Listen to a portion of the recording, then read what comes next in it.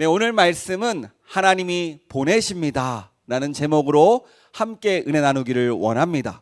이 말씀이 선포될 때 성령님의 감동 감화 역사하심이 함께하는 은혜의 시간 되기를 축복합니다. 하나님께서 보내셨다라는 것은요, 하나님께서 책임져 주신다는 말입니다. 이것을 믿으십니까? 하나님께서 전적으로 주권적으로 보내신 거예요. 하나님께서 그에게 모든 것들을 함께 하셔서 보내셨어요. 이것을 정말로 믿으십니까? 그런데 우리가 항상 하나님이 시키시고 보내면 왜 아니오라고 이야기할까요? 분명히 보내셨다고 이야기했는데 이상하게 기도하다가 하나님이 이런 마음을 주시는데 이건 아닌 것 같습니다. 저 옆 사람이 더 어울리는 것 같습니다라고 이야기를 왜 하게 될까요? 오늘 말씀도 마찬가지입니다. 하나님께서요, 모세를 만나기 위해서 호렙산 떨기나무에 임재하셨습니다. 그리고 하나님은요, 모세와 대화하면서 인격적인 교제를 나눕니다. 모세를 강압하거나 강요하지 않지요. 모세를 설득하고 믿음의 근거를 제시하고 함께 하겠다고 계속해서 다짐해 주십니다. 그래서 3장과 4장에서는요, 모세는 일관된 모습으로 하나님의 메시지를 맞이합니다. 어떤 모습일까요? 따라해 볼까요? 싫어요. 안 돼요. 못해요. 네, 저희 아이가 자신감 없을 때 하는 말이기도 한데요, 모세도 그렇습니다. 그렇다면 왜 모세가 자신감이 없을까요? 다른 이유가 아니죠. 자신을 믿지 못하기 때문입니다. 내가 잘 해낼 자신이 없거든요. 그리고 내가 꼭 해야 할까? 나 말고 다른 사람도 있지 않을까라는 생각이 들기 때문에 끊임없이 하나님의 말씀을 피합니다. 그렇다면 왜 모세가 하나님의 요청, 하나님의 설득을 피하게 될까요? 더 근본적인 질문인데요, 모세는 하나님을 믿지 못한다라는 거예요. 우리는 어떻습니까? 자신감이 있으십니까? 새로운 변화 가능하십니까? 내가 지금 나이가 많지만 하나님이 말씀하시면 다 할 수 있습니까? 반대죠. 우리도 자신감도 없고요, 새로운 변화가 두렵고요, 하나님께서 새로운 일을 맡겨주면 그 일을 감당하는 게 두렵습니다. 하지만 오늘 이 말씀을 통해서 그 답을 찾는 은혜의 시간 되기를 축복합니다. 하나님은요, 오늘도 모세를 다독이십니다. 마치 아이를 달래듯이, 어머니가 아이를 사랑하듯이 하나님은요, 이 모세를 다독이십니다. 그리고 그 말씀의 현장 함께 살펴보기를 원합니다. 하나님이 모세에게 애굽으로 가서 히브리인들을 구하라고 하니까 지난주에 모세가 뭐라고 이야기했죠? 출애굽기 3장 11절 말씀 우리 같이 화면을 보면서 읽도록 하겠습니다. 모세가 하나님께 아뢰되 내가 누구이기에 바로에게 가며 이스라엘 자손을 애굽에게 인도하여 내리까? 하나님, 내가 누구이기에 바로에게 갑니까? 내가 누군데, 내가 그런 일을 할 수 있는 사람이 아닌데 내가 어떻게 이스라엘 자손들을 인도합니까? 라고 이야기해요. 그러자 하나님께서 말씀하십니다. 내가 반드시 너와 함께 하겠다. 아멘이죠. 그런데 모세가 또 질문합니다. 우리 3장 13절 말씀 함께 읽도록 하겠습니다. 모세가 하나님께 아뢰되 내가 이스라엘 자손에게 가서 이르기를 너희의 조상의 하나님이 나를 너희에게 보내셨다 하면 그들이 내게 묻기를 그의 이름이 무엇이냐 하리니 내가 무엇이라고 그들에게 말하리까? 그래요 주님, 알겠어요. 그런데 하나님, 내가 이스라엘 자손에게 갔을 때 그들이 너는 누가 보내서 왔니? 그렇게 물으면 뭐라고 대답해야 되죠?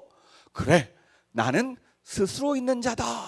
스스로 있는 자라가 너를 보냈다라고 이야기해라. 너의 조상의 하나님, 아브라함의 하나님, 이삭의 하나님, 야곱의 하나님이 너희를 보냈다라고 대답해라고 이야기합니다. 그러면서 앞으로 어떻게 일이 진행되는지 모세에게 차근차근 설명해 주세요. 그런데 모세는 어떻게 반응합니까? 믿지 않습니다. 그리고 오늘 본문이 이어지는 거예요. 오늘 말씀 4장 1절 말씀 함께 읽도록 하겠습니다. 모세가 대답하여 이르되 그러나 그들이 나를 믿지 아니하며 내 말을 듣지 아니하고 이르기를 여호와께서 내게 나타나지 아니하셨다 하리이다. 아니 하나님, 분명히 그들이 내 말을 믿지 않을 거예요. 내 말도 안 믿고 나에게 하나님이 나타난 것을 어떻게 믿느냐고 할 거예요 라고 질문합니다. 그러자 하나님이 말씀하시죠. 너희의 뭐라고 하냐, 너의 손에 무엇이 있느냐 물으세요. 모세가 뭐라고 대답합니까? 우리 출애굽기 4장 2절 말씀 함께 읽도록 하겠습니다. 여호와께서 그에게 이르시되 내 손에 있는 것이 무엇이냐? 그가 이르되 지팡이니이다. 네 하나님, 내 손에 있는 것은요 지팡이 있어요. 그런데 이 지팡이로 무엇을 하라는 거지요? 하나님은요 이 지팡이를 가지고 하나님의 능력을 보여주십니다. 어떤 능력을 보여주세요?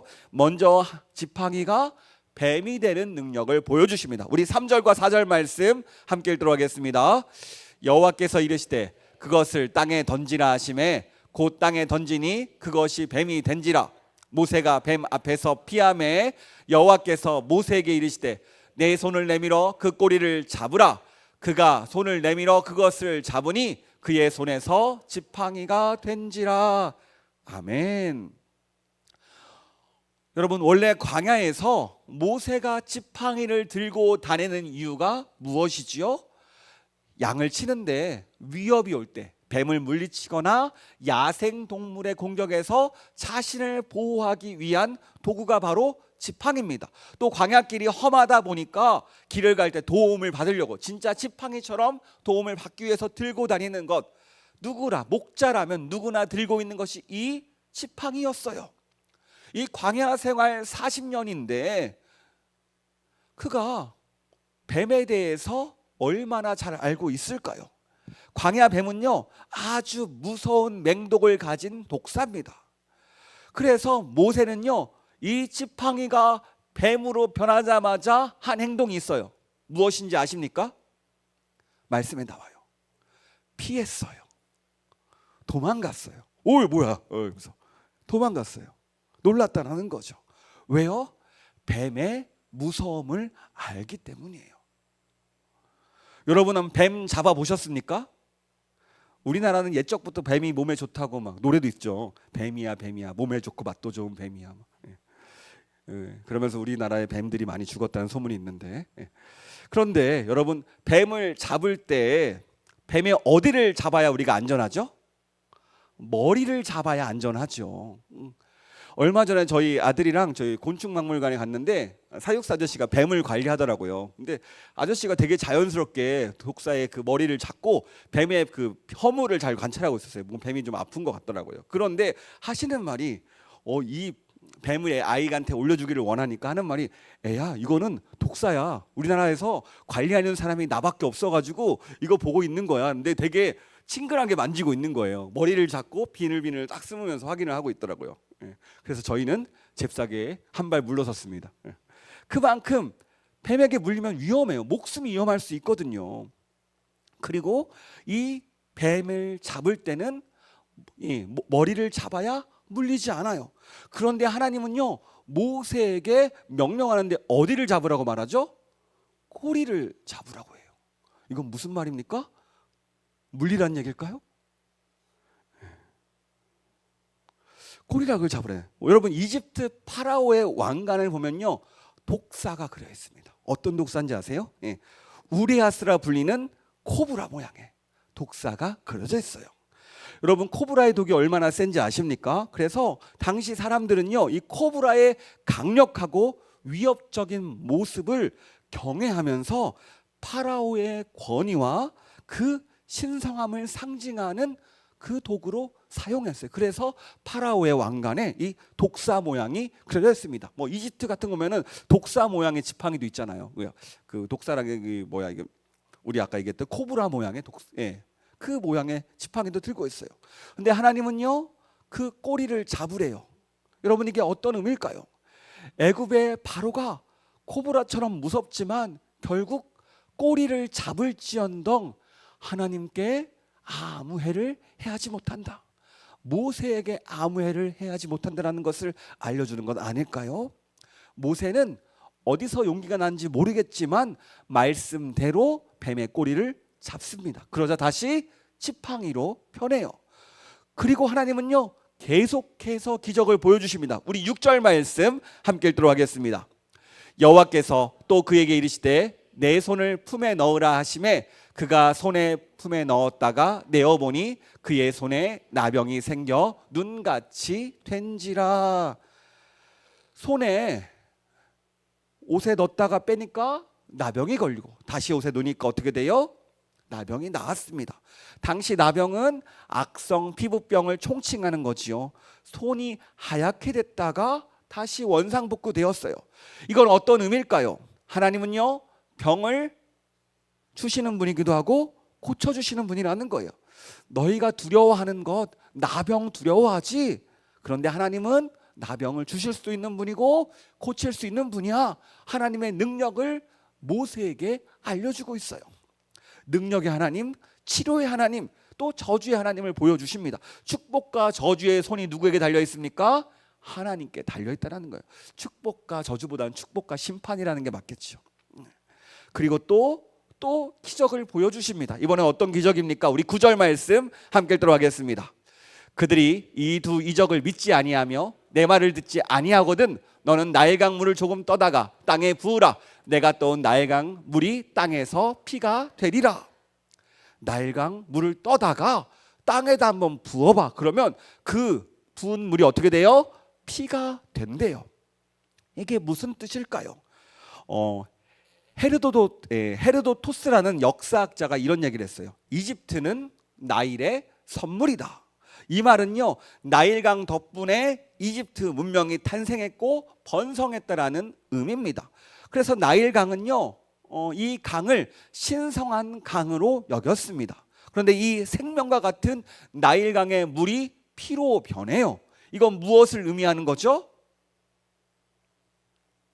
그동안 나일강 덕분에 풍요를 누리던 이집트 망한다는 뜻이죠. 피가 강에 가득하면 그 땅은 썩습니다. 강도 썩어요. 그 물도 죽어버립니다. 이것은요 하나님은 살아있는 것도 죽일 수 있고 죽어있는 것도 살릴 수 있는 분이라는 것을 생사화복을 누가 주관하세요? 하나님께서 주관하심을 알려주세요. 생명의 주관자 이 세상을 창조하신 분이 누군지를 알려주시는 그 방법입니다. 너희가 신성시 여기는 나일강 내 말 한마디면 피로 변할 거야 라고 이야기해요. 그래요 하나님은요 모세에게 자신을 계속해서 드러내십니다. 모세를 끊임없이 설득하세요. 그것뿐만이 아니라 기적의 능력도 함께 쥐어주십니다. 지팡이가 뱀이 되었고 자신의 손이 나병에 걸렸다가 치유됩니다. 나일강 물이 피로 변해요. 모두 하나님의 능력이었습니다. 이 정도 하나님께서 내가 너와 함께하면 너를 보낸다라고 얘기하면은 네 알겠습니다라고 대답해야 되지 않겠어요? 그런데 여기서 모세는 또 다른 핑계를 댑니다. 우리 10절 말씀 함께 읽도록 하겠습니다. 모세가 여호와께 아뢰되 오 주여 나는 본래 말을 잘하지 못하는 자니이다. 주께서 주의 종에게 명령하신 후에도 역시 그러하니 나는 입이 뻣뻣하고 혀가 둔한 자니이다. 이번엔 무엇을 못한다고 하죠? 하나님 제가 말을 잘 못합니다. 입이 뻣뻣하고 혀가 둔합니다 라고 이야기해요. 그러자 하나님은요 사람을 누가 창조했는지 입을 누가 창조했는지 그러면서 창조주 하나님이 내 입과 함께 하니까 할 말 알려줄게 라고 약속하지 하세요. 정말 하나님이 모세를 열과 성을 다해서 다독이며 해결 방법까지 다 주십니다. 능력까지 다 보여주시고 모든 것들 방법 하라는 대로 하면 돼요. 그런데 이렇게 열심히 하나님께서 설명했는데 모세가 이렇게 반응합니다. 우리 13절 말씀 함께 읽도록 하겠습니다. 모세가 이르되 오 주여 보낼 만한 자를 보내소서. 하나님 그래요 알겠어요. 다 알겠어요. 그런데 저는 아니에요. 다른 이를 보내세요. 하나님께서 이 정도 했으면 포기할 만도 한데 포기하지 않으십니다. 또 하나님이 어떻게 하십니까? 설득하세요. 해결 방법도 주시고 형 아론을 붙여서 이번에는 어투가 사랑스러운 어투가 아니라 강력하게 화를 내시는 어투로 말씀하세요. 네 형 붙여줄게, 걱정하지 말라고 라고 하니까 그때서야 모세가 네 하고 갑니다. 여러분, 모세를 보세요. 왜 이렇게 믿음이 없을까요? 아니, 제가 모세라고 생각해 보세요. 여러분이 모세라고 생각해 보세요. 우리가 길을 가는데 갑자기 우리 집 조그만 방에 하나님이 갑자기 임재했어요. 그 방에서 막 임재해가지고 방에 막 불타는데 불이 방에 붙지 않아요. 하나님의 임재를 각자 경험하니까 어때요? 우리는 엄청 압도당하겠죠. 그 놀라운 상황을 경험하고 하나님과 대화하면서 하나님께서 나에게 있는 내 휴대폰, 나에게는 휴대폰이 항상 있으니까 휴대폰을 던지려 하니까 뱀으로 변하고, 던지니까 쥐로 변하고, 던지니까 강아지로 변하고, 막 이런 기적을 막 보여주십니다. 또 어때요? 하나님께서 또 우리 집에 있는 정수기의 물을 딱 파니까 피로 변하고 막 그런 기적을 막 보여주셨어요. 그러고 나서 하나님께서 얘기해서 네가 가야 돼 하니까 하나님 하는 거예요. 하나님, 저 말고요, 저기 옆집에 잘하는 사람이 있어요. 그 사람 보내세요. 아니, 하물며 우리가 기도하다가 하나님 만나면 없던 믿음이 생기는데, 모세는 현실에서 하나님을 그렇게 경험했는데도 강경해요. 그렇다면 모세는 왜 그렇게 하나님의 음성을 거절했을까요?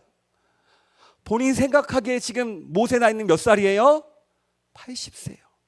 본인이 새로 시작하는 것은 늦었다고 생각하는 나이입니다. 그런데 또 오늘 말씀을 보니까 모세가 한 고집했던 것 같아요. 80인 지금도 고집 부려요. 하나님의 설득이 잘 안 먹혀요. 만약 40살 때 그랬으면 어땠을까요? 말 더 안 들었겠죠. 그리고 모세는 사실 세상을 너무나 잘 알았습니다. 애굽을 너무나 잘 알았어요. 여러분, 제가 들었던 간증인데요, 이분은 사업을 하시는 분이었어요. 그래서 새로운 사업 아이템을 놓고 기도하는데 하나님께서 자꾸 아닌 쪽을 놓고 응답을 주시더래요. 내가 이건 아니다라고 다 제껴놓은 거 가지고 이쪽 마음을 주시더라는 거예요. 그래서 이렇게 얘기했습니다. 하나님이 사업을 잘 모르시나 본데 그쪽은 아닙니다. 이랬더니 그 다음부터 응답이 없었다는 얘기가 있습니다. 모세는요, 애굽을 너무나 잘 알아요. 40년 동안 자신이 살았고 왕자로서 교육받았던 겁니다. 자신이 바로에게 간다라는 것이 어떤 의미인지 너무나 잘 알고 있었어요. 당시 이 나일강이 문화의 꽃이었잖아요. 그 피라미드도 만들던 그 찬란했던 문명인데, 그 강력한 곳에 가서 내가 바로에게 가서 우리 민족 내놔라고 얘기해도 주는 게 아니잖아요. 이걸 너무나 잘 아니까 못 가겠는 거예요. 또 이 모세는요, 과거에 실패한 경험도 있습니다. 내 힘으로 히브리인을 도왔는데 결국 돌아온 건 배신이잖아요. 결국 미디안 광야로 도망쳐온 나 아닙니까?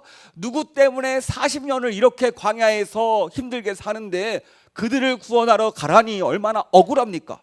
그동안 상처 준 사람들 다시 그들을 품어 주라고 하니까 생각만 해도 어려워요.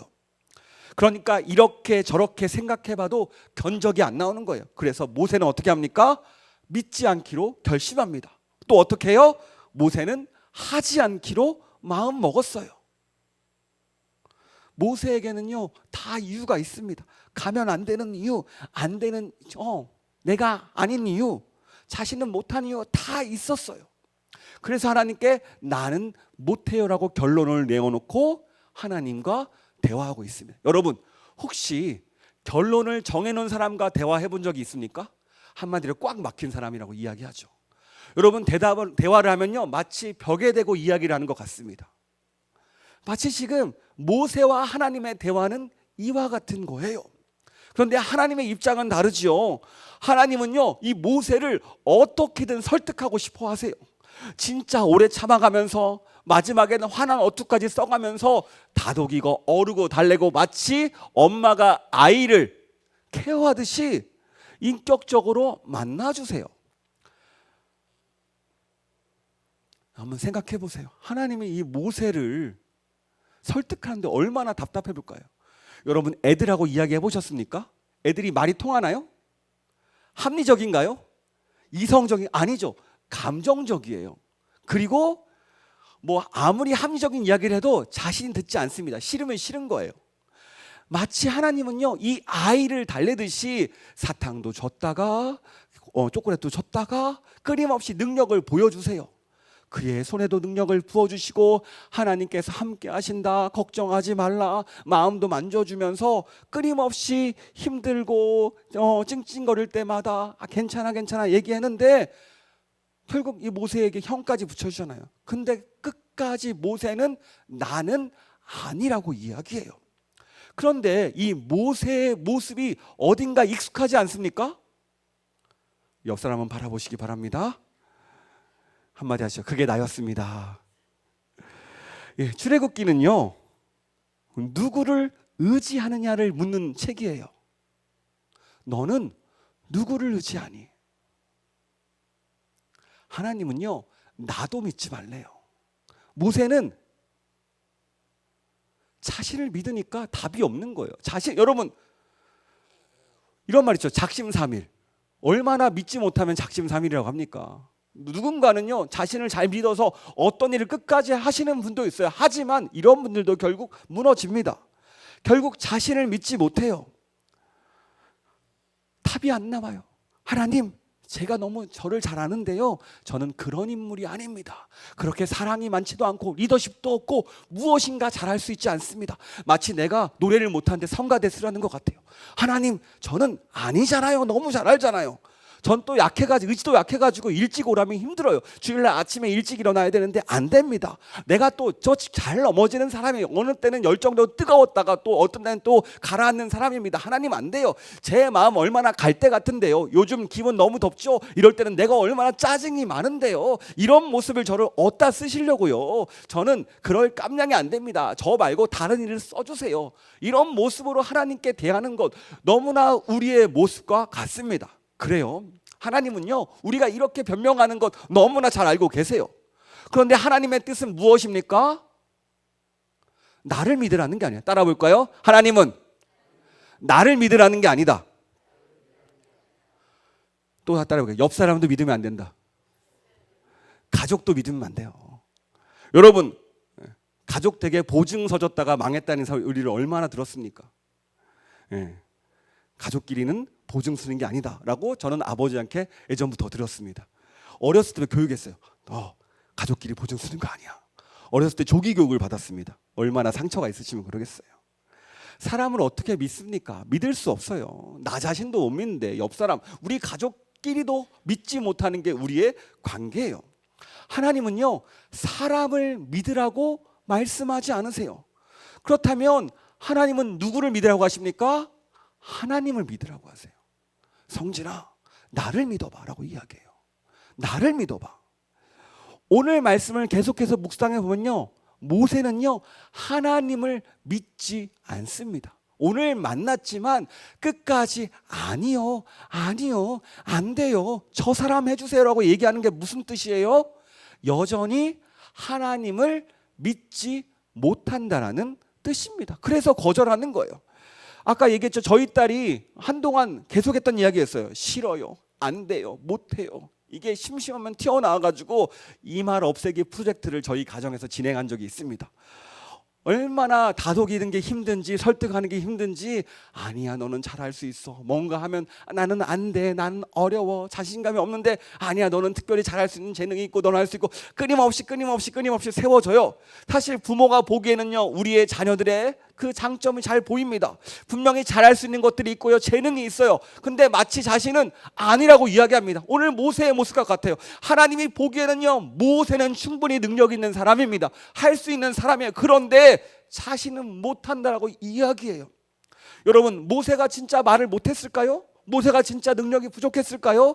스데반은요, 모세를 이렇게 설명합니다. 사도행전 7장 22절입니다. 이렇게 얘기합니다. 같이 읽겠습니다. 모세가 애굽 사람의 모든 지혜를 배워 그의 말과 하는 일들이 능하더라. 그것뿐만 아니라 광야 40년 세월이 광야에서의 삶까지 최적의 삶으로 만들어냈어요. 그렇게 능력이 많은 사람입니다. 모세는 충분히 능력이 있어요. 그래서 하나님은요, 모세를 특별히 설득하시고 다독이시고 세워가고 있는 겁니다. 다만 모세는요, 자신감이 없을 뿐이에요. 오늘 하나님께서 왜 모세를 만나러 오셨습니까? 하나님께서 모세를 계속 다독이면서 엄마의 심정으로 오래 참으시면서 다독이고 왜 설득하십니까? 모세가 아니면 이 일을 감당할 수 없기 때문이에요. 여러분, 능력이 있고 없고의 차이는 다른 게 아니에요. 내가 하나님을 믿느냐 안 믿느냐의 차이입니다. 내가 하나님과 함께 하느냐 함께 하지 않느냐, 이 차이가 능력에 있고 없음의 차이예요. 여러분, 봉사하다 보면 우리가요 지쳐요. 올 초에 은혜 받고, 여러분 부흥회 같은 데 가서 은혜 받고 내가 하겠습니다 하고 했는데 어느 순간 지쳐버립니다. 왜 그러죠? 내 힘으로 하다 보니까 그런 거예요. 분명히 은혜로 해야 되는데 우리는 어느 순간 은혜를 잃어버리고 의무감으로 하고 있어요. 그렇다면 어떻게 됩니까? 은혜를 채워야겠죠. 옆 사람 축복해 봅시다. 은혜를 채우시기 바랍니다. 제가 예전에 청년 때 설교했더니 은혜를 채우시기 바라니까 우리 여기 은혜 자매 있다고, 그 자매 만나야 된다고 청년이 얘기한 적이 있는데, 그 은혜 말고요, 김은혜, 박은혜 은혜 많죠. 그런 은혜 말고 하나님의 은혜를 채워야 됩니다. 게다가 하나님은요, 이 모세를 대책 없이 그냥 보내지 않았어요. 하나님께서 함께 하신다 말하면서 그의 손에 무엇을 들려 보내주셨죠? 지팡이를 들려 보내주셨어요. 당시 지팡이는요, 일상의 필수품입니다. 오늘날 핸드폰 정도 되는 것 같아요. 그냥 이 말은요, 있는 모습 그대로 나가라는 거예요. 여러분, 그럼 나의 지팡이는 무엇일까요? 라고 말하는 분이 있을 거예요. 어떤 분은 이렇게 말할 것 같아요. 저는요, 몸밖에 없습니다. 주님, 제가요, 비가 오면 허리가 쑤시고 무릎도 아프고 때로는 몸도 누워가지고 못 일어나는데 그래도 주님, 제가 건강합니다. 이 정도면. 그래요. 이런 분들은 몸이 지팡이입니다. 아무것도 없다고 생각하면. 어떤 분은 주님, 제가 수다를 잘 떨어요. 그러면 수다가 지팡이입니다. 제가 또 다른 이들의 말은 또 잘 들어줍니다. 이분은 어떤 사람이 이게 바로 지팡이에요. 또 어떤 분, 제가요 잘 웃어줍니다. 이게 지팡이에요. 여러분, 지팡이는 특별한 게 아니라는 거예요. 우리가 일상적으로 살아가는 그 모든 것을 지팡이라고 이야기하는 거예요. 그리고 어떤 우리 학생들, 우리 요즘에는 개근상이 사라졌는데 성실함도 능력이거든요. 제가요, 하나님, 예배는 빠지지 않습니다. 이 성실함이 능력, 이게 바로 지팡이에요. 하나님은요, 특별한 것을 가지고 바로에게 가라고 하지 않아요. 사명을 맡아주지 않아요. 그냥 내가 있는 이 자리에서 내가 가진 것 가지고 나가라고 합니다. 그런데 모세가 그 가는 길에 가지고 있는 한 가지 특별한 게 있어요. 무엇일까요? 하나님과 함께 간다는 거예요. 사실 그러니까 내가 특별하게 가진 게 하나도 없어요. 하지만 하나님이 함께 하시니까 나는요, 특별해지는 거라는 거예요. 옆 사람 축복해 볼까요? 당신은 특별한 사람입니다. 임마누엘이 하나님이 함께 하신다니까요. 이것보다 든든한 게 어디 있을까요? 이것보다 큰 힘이 어디 있을까요? 이것을 요즘 말로 풀어서 이야기하면 대기업 회장이 우리 아빠예요. 걱정이 없잖아요. 내 손에 아무것도 없어도 전화 한 통이면 다 해결됩니다. 그런 정도의 능력 있지 않아요? 그렇다면 우리 하나님은 어떤 분이십니까? 이전에 우리가 기도로 하나님께 전화하잖아요. 하나님께 전화 한 통이면 해결되지 않습니까? 세상을 창조하신 분이 우리 하나님인데, 오늘 말씀 우리에게 질문합니다. 너는 하나님을 믿니? 너와 함께함을 믿니? 질문해요. 여러분 어떻게 대답하시겠습니까? 내 손에 들린 것이 없는 것 같아 보일지라도, 내가 가진 것이 없는 것 같아 보일지라도, 내가 아무것도 못하는 것 같아 보일지라도, 내가 너와 함께하면 모든 것이 가능해라고 우리에게 말하고 있어요.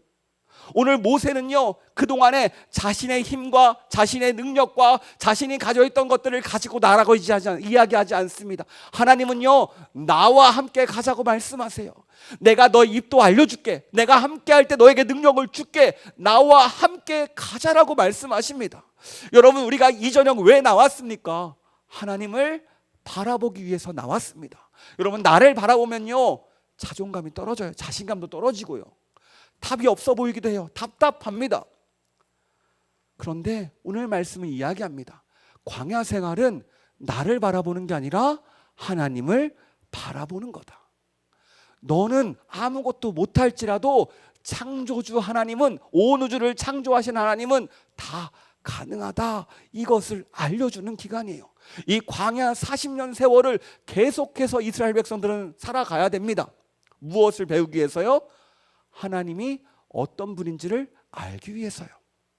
우리도 마찬가지예요. 이 저녁 우리는 하나님을 바라보기를 원합니다. 하나님을 바라보면요, 우리는 오늘 모세를 통해 능력을 경험하게 한 하나님을 우리도 동일하게 만날 수 있다니까요.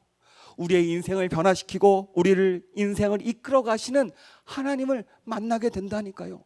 다만 우리에게 필요한 게 무엇입니까? 하나님이 나와 함께 하심을 믿는 거예요. 여러분, 하나님께서 모세를 보내셨잖아요. 하나님께서 보내신다는 것은 그에게 힘과 능력도 다 쥐어져서 보낸다는 능력, 그 이야기거든요. 여러분, 하나님께서 나를 세워주신다는 것은 하나님께서 나에게 능력도 주신다는 거예요. 그런데 모세의 삶을 보면요, 힘들 때마다, 문제가 생길 때마다 누구를 찾지요? 하나님을 찾아요. 불렀지만 모세의 길이 항상 평탄한 것은 아니에요. 항상 형통한 것도 아니에요. 문제를 만났고 어려움을 만났어요. 그런데 그때마다 하나님을 찾았고 하나님을 만났고 하나님의 능력으로 넉넉히 이겨냈습니다. 우리의 삶도 마찬가지예요. 하나님께서 부르셨다라는 것은, 하나님께서 또 보내신다라는 것은 나의 삶을 하나님께서 책임져 주신다라는 이야기예요. 여러분, 저도요 신학교를 가기 전에 그런 적이 있거든요. 한참 제가 세상에서 직장 생활하면서 너무 행복하게 지내고 있는데 다시금 이제 가야 된다는 마음을 주셨어요. 그래서 했으면, 하나님 조금 더 있다가요. 하나님 조금 더 있다가요. 하나님 조금 더 있다가요. 그러다 어떻게 됐냐면은 교통사고 2번 났거든요. 그때 제가 교통사고 2번 났어요. 뭐 갑자기 요즘 막 비가 갑자기 내리잖아요. 천안 분기점 정도인데 갑자기 비가 집중호우가 내리면서 앞차가 고속도로에서 1차선에서 열심히 달리고 있는데 급브레이크를 밟으면서 멈춰버린 거예요. 놀라서. 그러니까 멈추니까 저는 뒤따라가다가 그래도 가겠지 하고 앉았다가 중간에서 박았고, 제 뒷차도 저를 박았고 3중 추돌이 일어났거든요. 그러면서 첫 번째 교통사고가 났습니다. 그때 저는 얘기했죠. 운이 없네. 그러고 나서 좀 있다가 또 다시 이제 교통사고를 납니다. 그러면서 생각하는 거예요. 왜 이럴까? 고민하다 보니까 생각하는 거야. 가라는데 계속 미뤘지. 그래서 다시금 내려놓고 직장 생활도 정리하게 됩니다. 일이 터지면서 하나님께서 다 정리하게 만들더라고요. 그러면서 하는 게, 진짜 가야 될 땐가 보다. 미뤘는데 하면서 가면서요. 근데 그냥 가기 아쉽잖아요. 그래서 기도했어요. 하나님 책임져 주세요. 보내셨으면 책임져야죠. 이게 하나님 아닙니까? 내 인생 책임 안 져주면 어떻게 합니까? 라고 어떻게 해요? 보내셨으면 책임지라고 당당하게 요구를 했습니다. 하나님께 당당하게 요구했어요.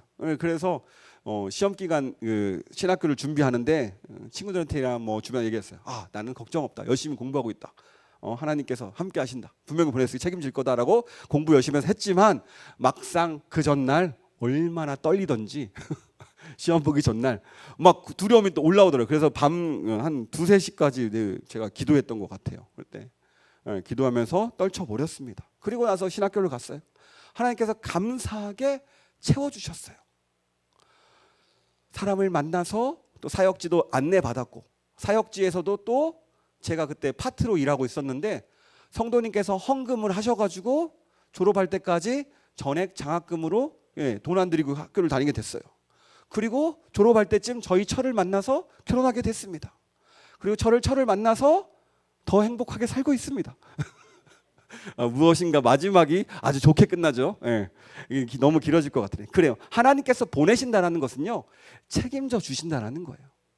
책임져 주심이 함께합니다. 하나님은요, 우리를 부르시고 보내십니다. 그냥 보내는 게 아니에요. 하나님께서 함께 하신다는 것. 그런데 우리에게 필요한 게 있어요. 무엇일까요?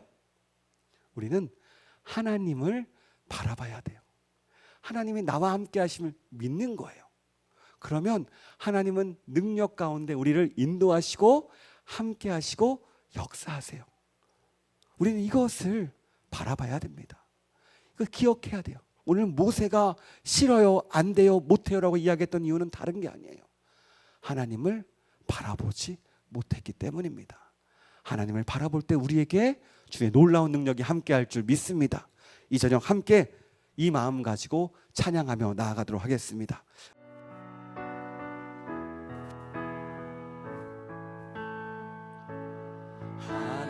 하나님의 사랑을 사모하는 자, 하나님의 평안을 바라보는 자, 너의 모든 것 창조하신 우리 주님이 너를 얼마나 사랑하시는지 하나님께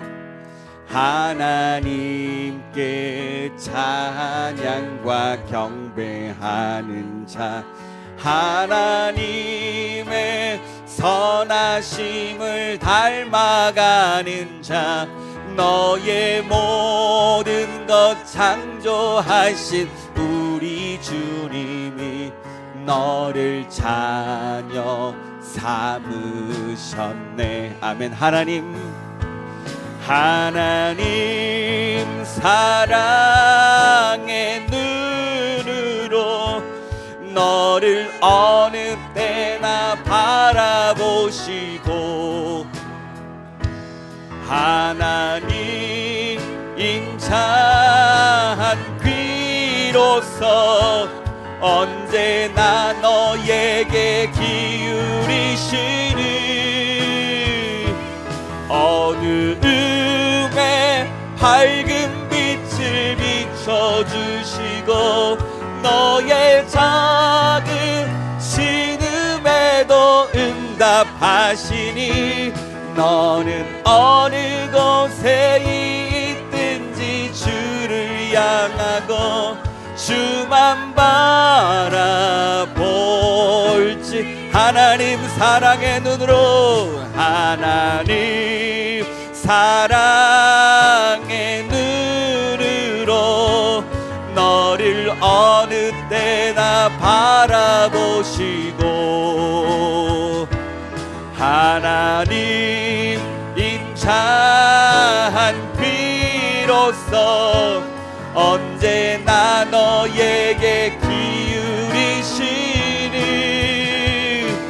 어두움에 밝은 빛을 비춰주시고, 너의 작은 신음에도 응답하시니 너는 어느 곳에 있든지 주를 향하고 주만 바라. 우리 가슴에 손을 꽂고 고백합시다. 하나님 사랑의 눈으로, 하나님 사랑의 눈으로 너를 어느 때나 바라보시고,